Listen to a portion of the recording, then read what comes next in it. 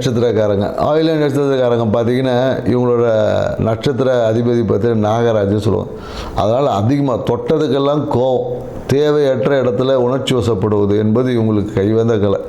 So என்னென்னாக்கா அந்த எப்படி பாம்பு சீர்ற மாதிரி டக்குன்னு அப்படியே உணர்ச்சி வசப்பட்டு அப்படியே கொட்டி தீர்த்தது அப்படியே மனசில் அப்படியே கொட்டி தீர்த்துருவாங்க பார்த்தீங்கன்னா. ஆனால் பிரச்சனை ஒன்றுமே இருக்காது. கொஞ்சம் ஒரு 5 நிமிஷம் கழித்து யோசித்து பார்த்தாங்கன்னா ஒன்றுமே இல்லாத விஷயத்துக்கு அவ்வளோ டென்ஷன் ஆகிறது. ரொம்ப அந்த பர்ஃபெக்ஷனேட் அப்படின்னு சொல்லக்கூடிய மாதிரி இருக்கக்கூடிய, ஏன்னா மற்றவங்க முன்னாடி நம்ம சரியாக பர்ஃபெக்ஷனாக இருக்கணும்னு சொல்லிட்டு. குறிப்பாக இவங்க என்னென்னாக்கா இந்த டாக்குமெண்ட்டை கையில் வச்சுட்டு சுற்றுற வேலையை விட்டுடணும். ஏன்னா இவங்களுக்கு கையில் டாக்குமெண்ட் வச்சு சுற்றுனாங்கனாவே அந்த விஷயங்கள் நடைபெறாது.